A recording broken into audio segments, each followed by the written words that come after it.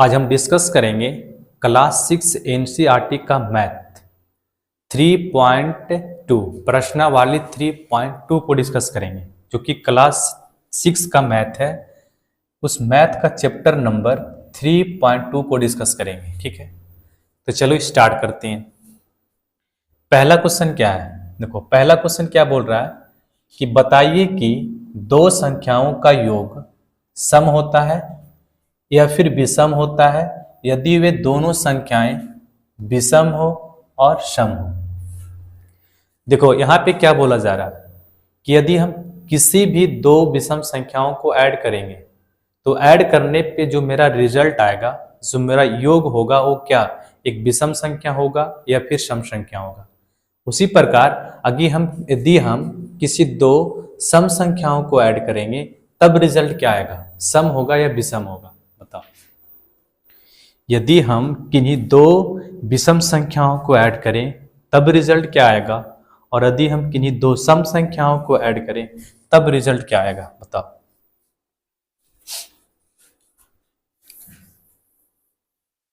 चलो देखो, सबसे पहले क्या करते हैं, किसी भी दो विषम संख्या को ले लेते हैं, ठीक है, और उसको ऐड करते हैं।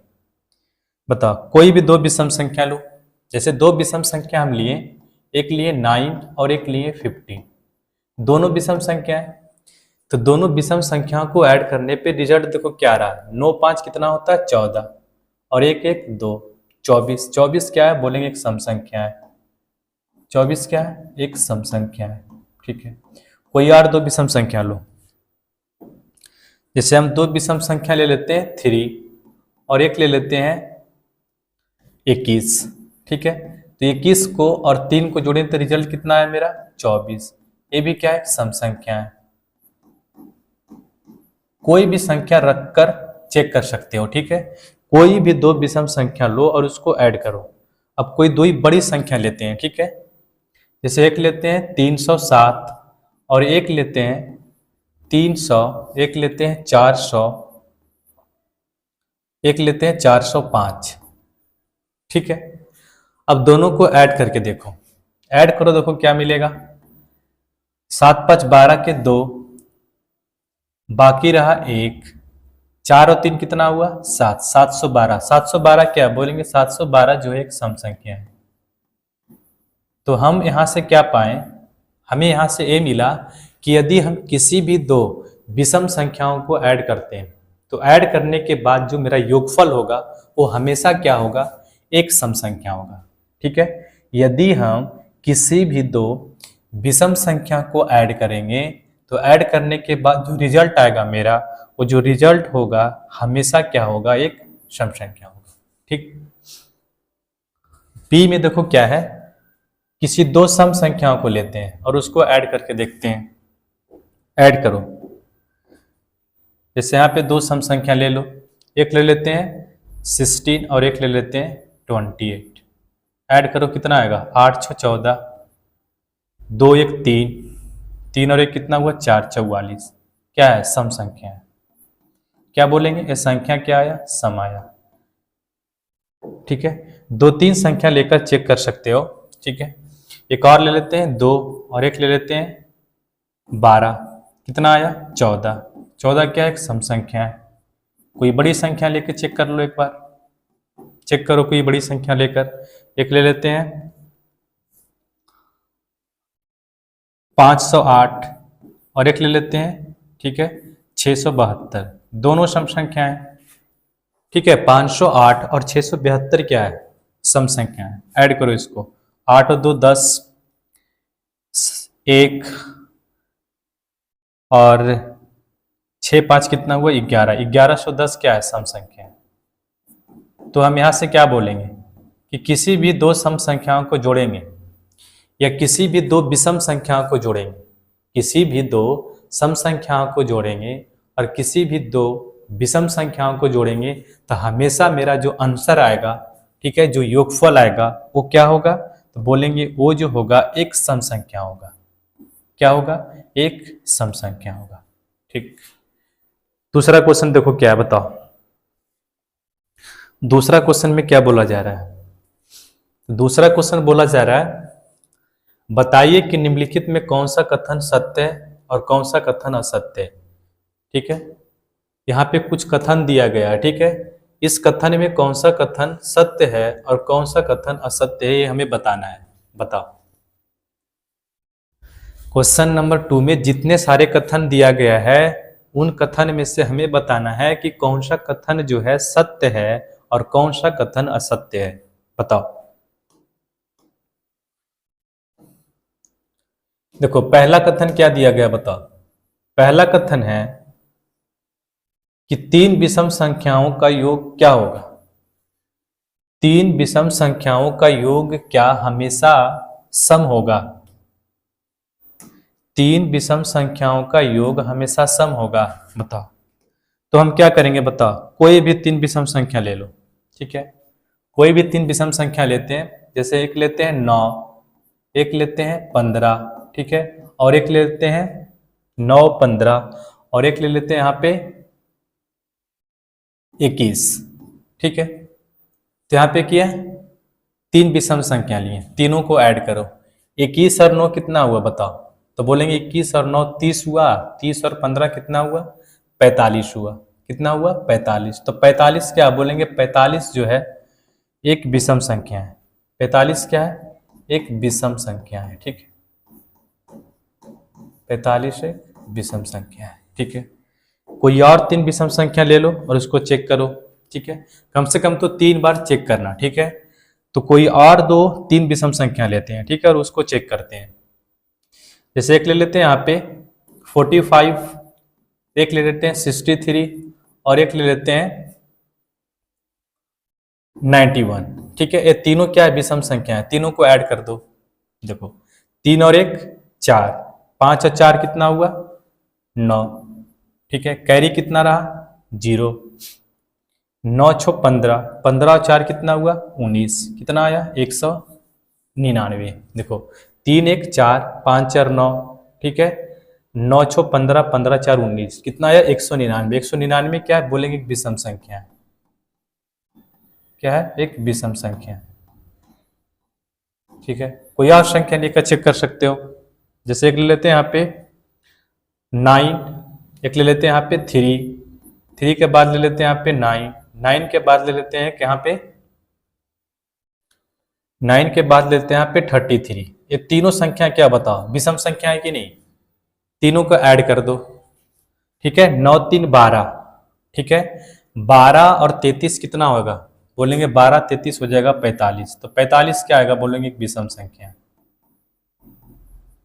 क्या है, एक विषम संख्या है।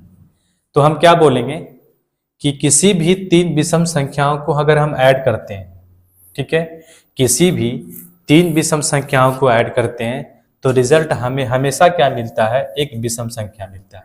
क्या मिलता है, एक विषम संख्या मिलता है। तो हम क्या बोलेंगे कि ये जो कथन है ये असत्य है।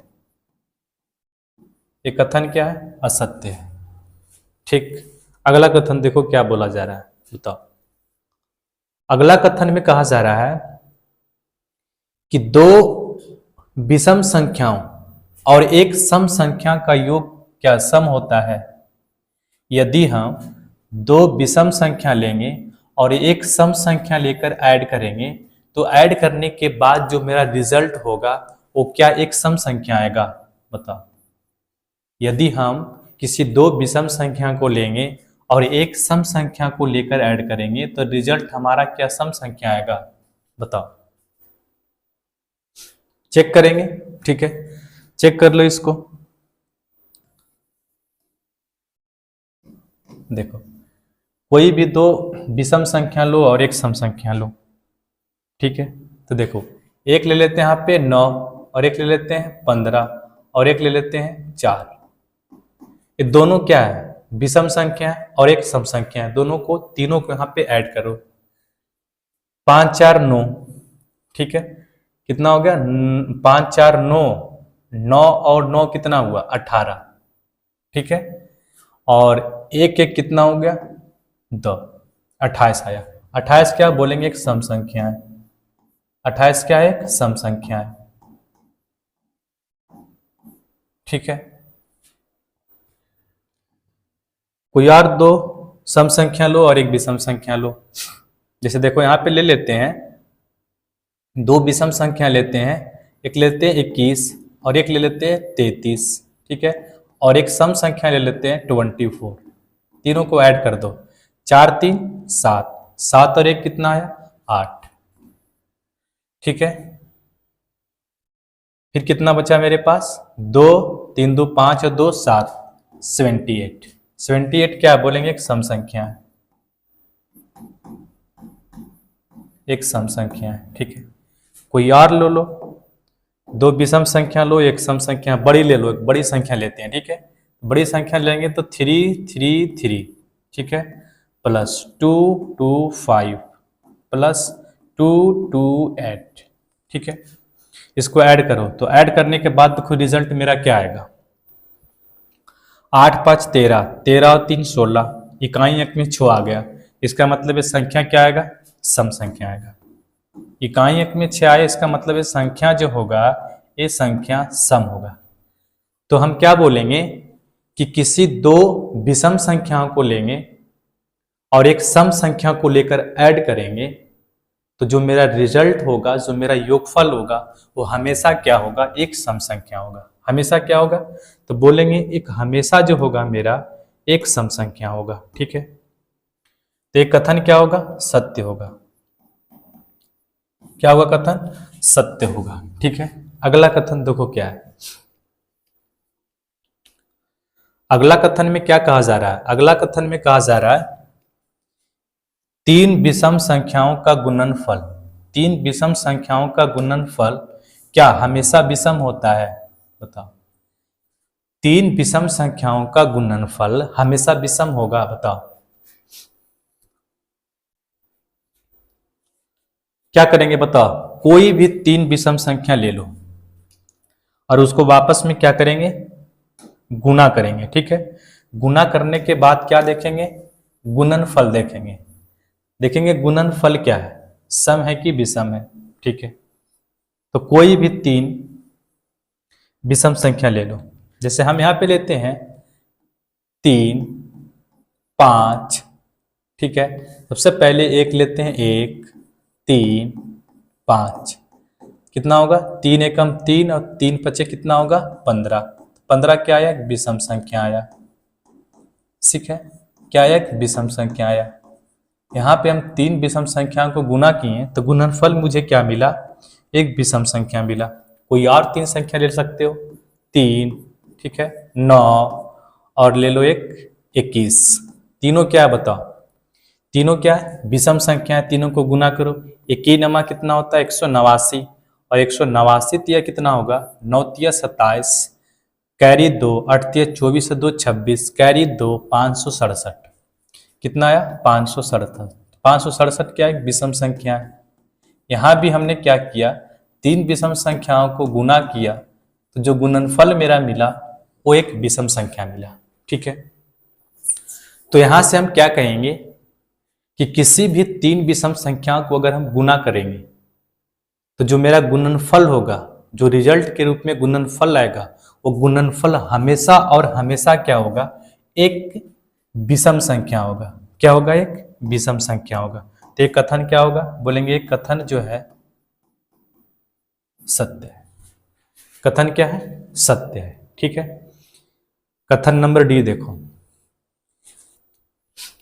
कथन नंबर डी में क्या बोला जा रहा है, तो कथन नंबर डी में बोला जा रहा है यदि किसी सम संख्या को, यदि किसी सम संख्या को 2 से भाग देते हैं तो भागफल क्या हमेशा एक विषम संख्या आएगा, बताओ।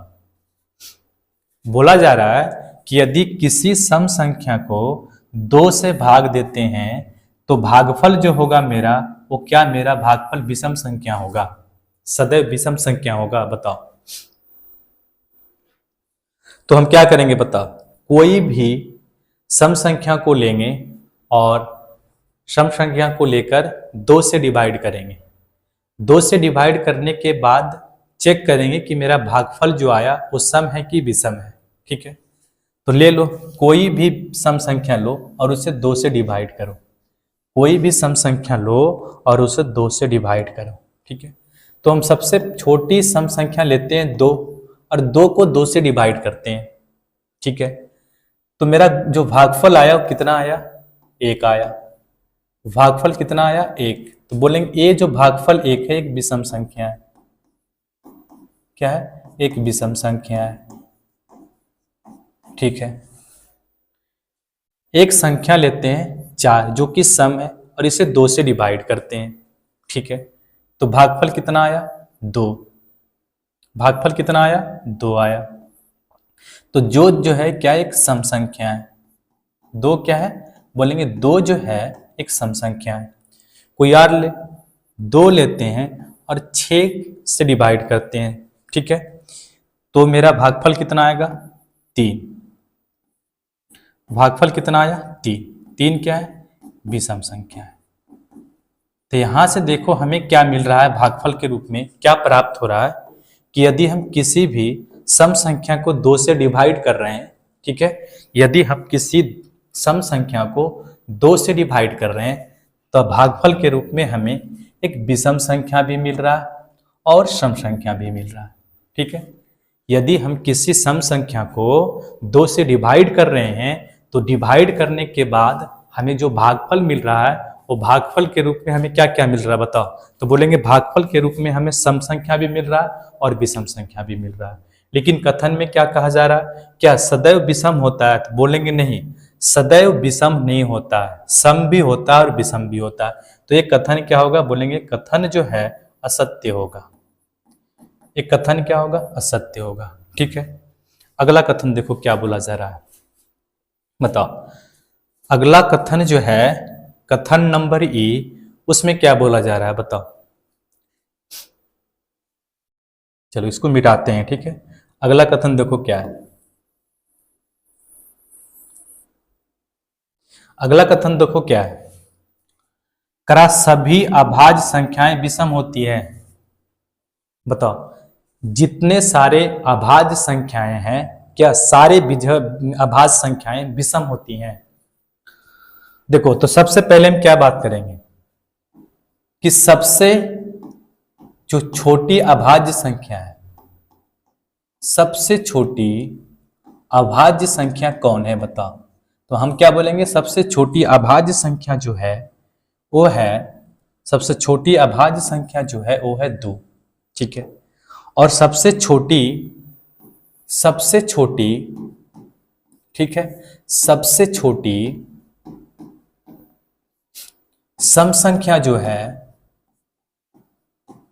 वो भी कितना है? 2 है। इसका मतलब ये हुआ कि 2 जो है एक सम संख्या भी है और एक अभाज्य संख्या है। इसका मतलब ये हुआ कि सभी अभाज्य संख्याएं विषम नहीं होती। ठीक है, 2 जो है एक अभाज्य संख्या भी है और एक अभाज्य संख्या भी है और एक क्या है बताओ? सम संख्या भी है। इसका मतलब एक कथन जो है ये असत्य है। ये क्या है? असत्य है। लेकिन ध्यान यहाँ पे ये रखना है कि 2 के अलावा कोई भी सम संख्या अभाज्य संख्या नहीं है। ठीक है, कोई भी संख्या 2 के अलावा, ठीक है, 2 के अलावा कोई भी अभाज्य संख्या सम संख्या, कोई भी अभाज्य संख्या सम संख्याएं नहीं है। सिर्फ और सिर्फ 2 ही एक संख्या है जो कि 2 ही एक सम संख्या है जो कि एक अभाज्य संख्या है। ठीक है, अगला क्वेश्चन देखो क्या है। अगला क्वेश्चन है अभाज्य संख्याओं का कोई गुणनखंड नहीं होते हैं। बताओ, क्या अभाज्य जो संख्याएं होते हैं उस अभाज्य संख्या का कोई गुणनखंड नहीं होता है? बताओ, अभाज्य संख्याएं का कोई गुणनखंड नहीं होता है, बताओ। तो हम क्या बोलेंगे बताओ कि जो अभाज्य संख्याएं होती हैं उसका 2 गुणनखंड होता है। ठीक है, वैसी संख्या जो स्वयं और, ठीक है, 1 से कटे, क्या बोलते हैं? वैसी संख्या जो स्वयं और 1 से कटता है उसको हम क्या बोलते हैं? अभाज्य संख्या बोलते हैं। ठीक है, तो अभाज्य संख्या का 2 फैक्टर होता है, केवल और केवल 2 फैक्टर होता है। जैसे एग्जाम्पल से भी हम समझ सकते हैं। जैसे हम लेते हैं छोटी संख्या लेते हैं 3 जो कि अभाज्य संख्या है, एक लेते हैं 5, दोनों का फैक्टर निकालो तो 3 का फैक्टर क्या होगा, 3 बराबर लिख सकते हैं 1 इंटू 3, ठीक है। तो 3 का फैक्टर कितना हुआ, 1 और 3, तो कितना फैक्टर हुआ, 1 2, 2 फैक्टर हुआ इसका, ठीक है। 5 का फैक्टर निकालेंगे तो 5 का फैक्टर कितना होगा, 1 गुने 5, ठीक है। 1 और 5 इसका फैक्टर हुआ, तो कितना नंबर में कितना है, 2। तो सारे अभाज्य संख्याओं का 2 फैक्टर 2 गुणनखंड होता है, ठीक है। तो ये कथन क्या होगा, असत्य। इसका गुणनखंड 2 होता है, 2 गुणनखंड होता है, ठीक। अगला कथन देखो क्या बोला जा रहा है, बताओ। अगला कथन है 2 अभाज्य संख्याओं का योग सदैव सम होता है, बताओ। 2 अभाज्य संख्याओं का योग सदैव सम होता है, बताओ इसका आंसर क्या होगा। 2 अभाज्य संख्याओं का योग सदैव सम होता है, बताओ। चेक कर लेते हैं, ठीक है। तो सबसे पहले हम क्या करते हैं, सबसे छोटी अभाज्य संख्याओं को रखते हैं और उसके बाद कोई भी दूसरी संख्या ले लेते हैं जो कि अभाज्य है, ठीक है। 2 लिए, 2 एक क्या है, अभाज्य संख्या है, और फिर एक क्यों अभाज्य संख्या लेते हैं, 3, योगफल कितना आया, 5। 5 क्या है, विषम संख्या है, 5 क्या है, विषम संख्या है। लेते हैं 5 और 7, कितना आया, 12। देखो 5 भी क्या है, अभाज्य संख्या है, और 7 भी क्या है, अभाज्य संख्या है। दोनों को ऐड किए तो ऐड करने के बाद योगफल जो मेरा आया एक सम संख्या है, ठीक है। तो यहां से हम क्या देख रहे हैं कि, ठीक है, 2 अभाज्य संख्याओं का सम, 2 अभाज्य संख्याओं का सम हमेशा और हमेशा सम नहीं होगा। सम भी हो सकता है, विषम भी हो सकता है।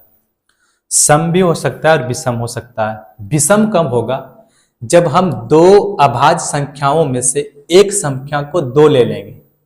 एक संख्या को अगर 2 ले लेंगे, ठीक है, और 2 लिख के कोई दूसरा अभाज्य संख्या को लेंगे और ऐड करेंगे तो संख्या विषम आएगा।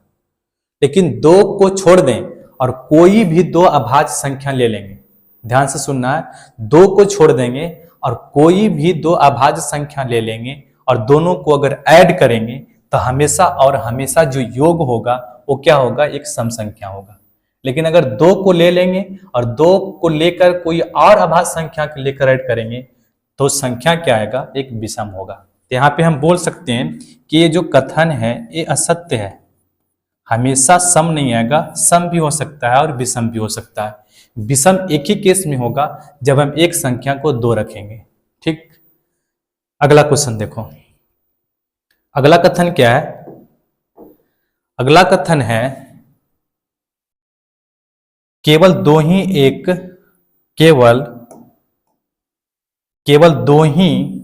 एक सम अभाज्य संख्या है। बताओ, हमें यहां पे पूछ रहा है कि जितने सारे अभाज्य संख्या हैं उन सारे अभाज्य संख्या में केवल 2 ही एक संख्या है जो कि सम संख्या है। बताओ, जितने सारे अभाज्य संख्या हैं वो सारे अभाज्य संख्या में क्या 2 ही एक संख्या है जो कि सम संख्या है। बताओ, तो हम क्या बोलेंगे, यस, सारे अभाज्य संख्याएं में 2 ही एक संख्या है जो कि एक सम संख्या है, ठीक है। तो ये क्या होगा, सत्य होगा। क्या होगा, सत्य होगा। क्यों, देखो यहां पे अगर हम सबसे छोटी अभाज्य संख्या की बात करें, ठीक है, तो सबसे छोटी अभाज्य संख्या कितना होता है, 2, और सबसे छोटी सम संख्या कितना होता है, 2, ठीक है। इसके अलावा 2 अभाज्य संख्या के अलावा, ठीक है, अलावा कोई भी अभाज्य संख्या जो है वो सम नहीं होगा। केवल और केवल 2 ही एक संख्या है जो कि अभाज्य भी है और सम भी है, अभाज्य भी है और सम भी है, ठीक है। अगला कथन देखो, अगला कथन क्या बोल रहा है, सभी सम संख्याएं भाज्य संख्याएं होती है। बताओ, जितने सम संख्याएं हैं क्या सभी सम संख्याएं एक भाज्य संख्याएं हैं। बताओ, देखो सबसे पहले हम क्या बात करते हैं, तो सबसे पहले हम बात करेंगे भाज्य संख्या किसे कहते हैं, ठीक है। सबसे पहले हम बोलेंगे भाज्य संख्या क्या है, ठीक है। भाज्य संख्या देखो, तो वैसी संख्या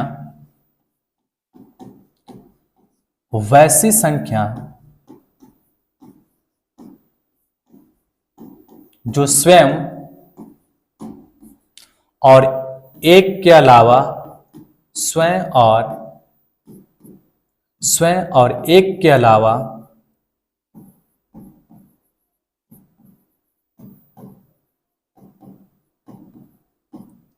और एक के अलावा किसी दूसरी संख्या से भी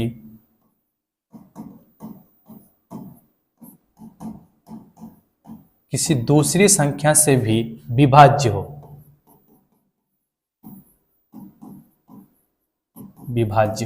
ठीक है, उसे क्या बोलेंगे हम? भाज्य संख्या।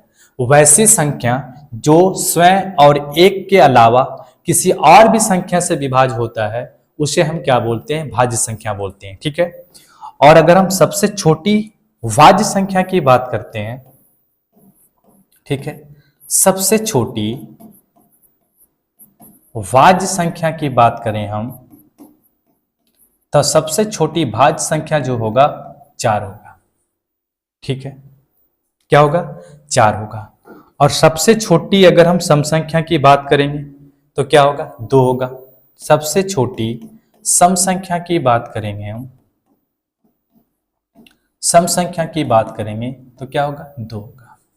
लेकिन ध्यान हमें ये देना है कि दो जो संख्या है, ये जो दो जो संख्या है एक भाज्य संख्या नहीं है, 4 भाज्य संख्या है। सबसे छोटी भाज्य संख्या 4 है, लेकिन 2 जो है एक भाज्य संख्या नहीं है, क्योंकि 2 जो है 2 का फैक्टर केवल और केवल 2 है। एक 2 है, स्वयं है, और एक 1 है, ठीक है।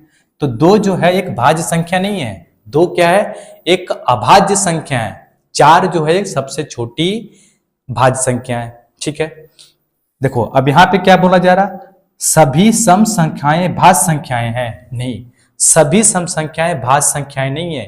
2 जो है एक सम संख्या भी है, लेकिन ये भाज्य संख्या नहीं है। 2 जो है एक सम संख्या है, लेकिन ये भाज्य संख्या नहीं है। लेकिन हमें ध्यान ये देना है कि 2 के अलावे, ठीक है, 2 के अलावे, ठीक है, जितने सारे, ठीक है, 2 क्या, देखो यहाँ पे क्या बोला जा रहा? सभी सम संख्याएं भाज्य होती है? नहीं, सब संख्याएं भाज्य नहीं होती है, ठीक है। लेकिन 2 के अलावे सारे भाज्य संख्याएं, 2 के अलावा सारा भाज्य संख्या क्या होती है? सम संख्या होती है। लेकिन 2 जो है क्या है? एक सम संख्या भी है और एक अभाज्य संख्या भी है। तो यहाँ पे हम बोलेंगे एक कथन जो है असत्य है। एक कथन जो है क्या है? असत्य है, ठीक है।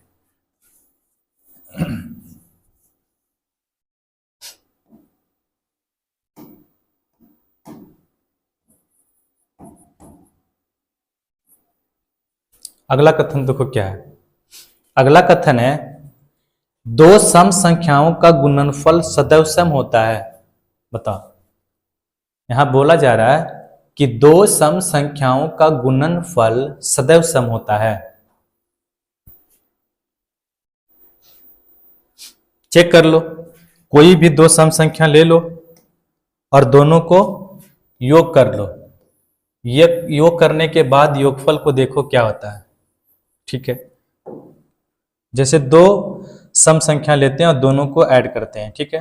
देखो जैसे 2 और 4 क्या है? दोनों सम संख्या, दोनों को ऐड करने पे रिजल्ट क्या है? सम संख्या। 6 क्या आया? सम संख्या, ठीक है। एक 14 ले लो और एक 36 ले लो, कितना आया? 50, ठीक है। तो 50 क्या है? एक सम संख्या है। तो हम क्या बोलेंगे कि 2 सम संख्याओं का योग हमेशा एक सम संख्या होता है। क्या होता है? हमेशा एक सम संख्या होता है। 2 सम संख्याओं का योग हमेशा क्या होगा? एक सम संख्या होगा, ठीक है। तो ये कथन क्या होगा? सत्य होगा। कथन क्या होगा? सत्य होगा, ठीक है। आज हम इस सेशन को यहीं पे लास्ट करते हैं, ठीक है। बाकी जो बचा हुआ क्वेश्चन है